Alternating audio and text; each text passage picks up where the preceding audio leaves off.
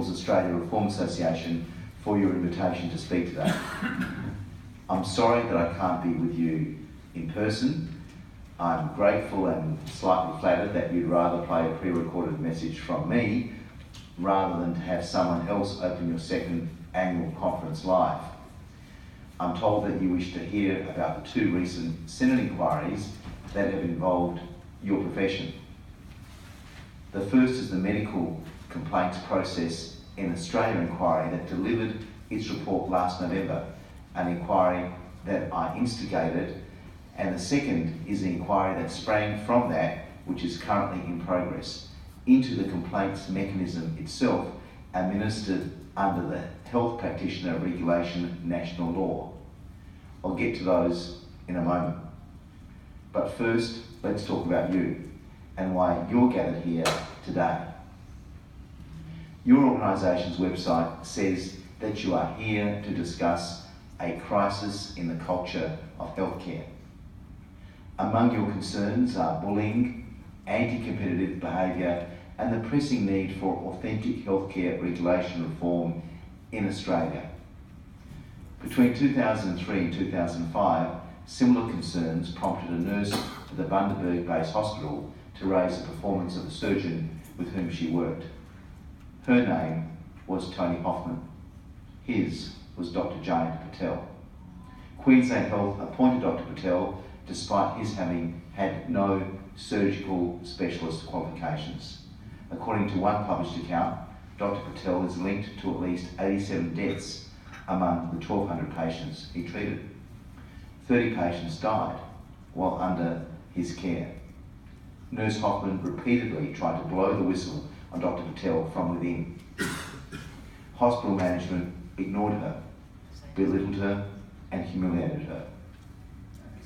Undeterred, she approached her local members of parliament to get, finally, some results.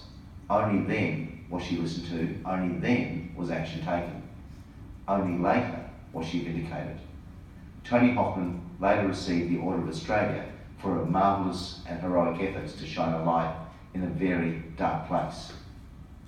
Later still, she eventually received compensation from Queensland Health in a private settlement for being treated, in her own words, like a leper.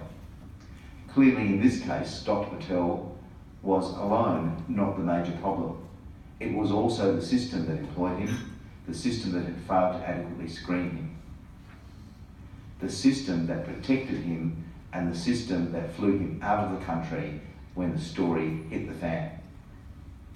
In 2009, the Health Practitioner Regulation National Law Act was passed to create a national framework to deal with accreditation and complaints. The national law was in part a response to the Patel case. When the Australian Health Practitioner Regulation Agency, HPARA, came into effect in July 2010, it was supposed to make the system of medical administration more transparent. It was supposed to improve things. It was also supposed to make complaints against the likes of Dr. Patel easier.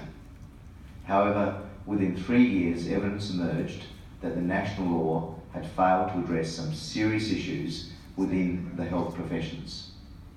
Things weren't getting better. Indeed, this evidence supported anecdotal accounts that the national law and its implementation may have made things actually worse. The evidence came from Beyond Blue, which published a national mental health survey of doctors and medical students. And the results are pretty shocking. That report found bullying to be a significant source of stress within the medical profession, especially in hospital situations, with levels well above the national average. The word among health practitioners was that the new system was adding to their stress because it was itself being used as a form of bullying. The process itself had become the punishment. In 2015, almost 5 years after the national law took effect, Sydney vascular surgeon Gabrielle McMullen provided further evidence that the system was not addressing the bullying and harassment problem.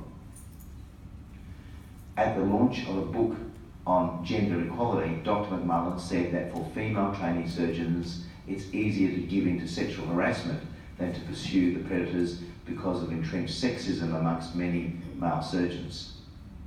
The Royal Australian College of Surgeons immediately established an expert advisory group to look into the issue. When the results came back 6 months later, it found that nearly half of all surgeons across all specialties had experienced discrimination, bullying, or sexual harassment. Nearly half. These results surprised even Dr. McMullen. Early last year, when the Senate began its inquiry that I instigated into the medical complaints process in Australia, the overarching issue was, quote, the prevalence of bullying and harassment within Australia's medical profession. Among the terms of reference was how the national law was operating, particularly with regard to the complaints handling process. In all, 126 submissions were received, with most being confidential, for obvious reasons. Several, including from your organisation and its members, outlined serious concerns with the way that HPARA and regulatory bodies such as the Royal Australian College of Surgeons were implementing the spirit of the national law. After one of the inquiry's hearings, I was quoted in the Sydney Morning Herald as saying the evidence was depressing, and it sure was. It wasn't just the evidence I'd heard that day about the real-world situation for medical students, 1 in 5 of whom have considered self-harm, a pretty shocking statistic. The most depressing thing was that 18 months after Dr. McMullen blew the whistle in relation to her colleagues, the umpires within the system, the Royal Australian College of Surgeons, had effectively called play on.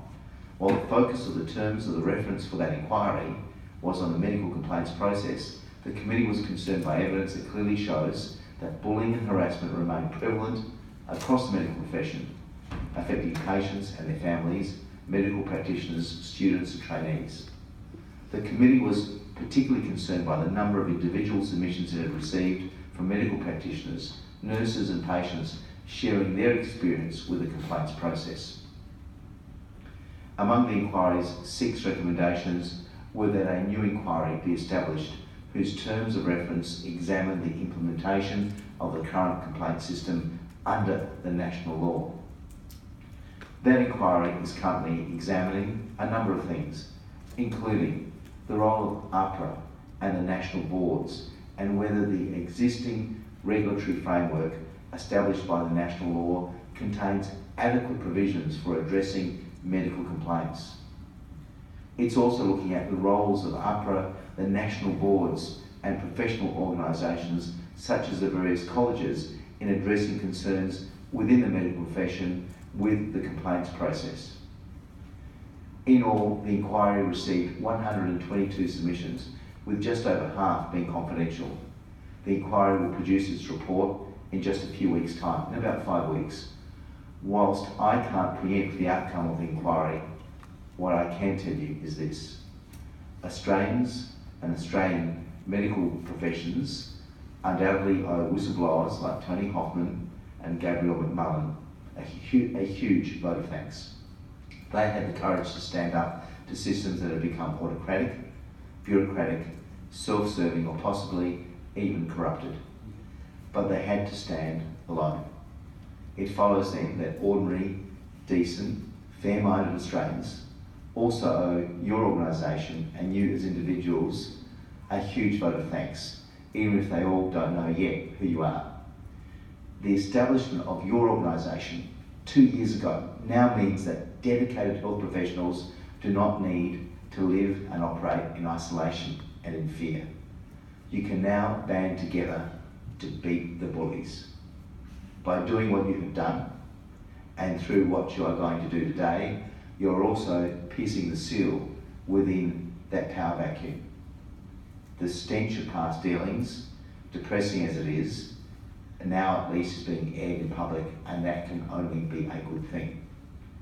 There is strength in unity, and as your organisation grows, I wish you all the very best in providing a strong and united voice on how to achieve important reforms in the health professions, in the healthcare industry. To paraphrase that famous saying on your website, the only thing necessary for evil to triumph is that good men and women do nothing. So, to the good men and good women there, Have a good morning, a good conference, and from me and my team, good on you. Thank you.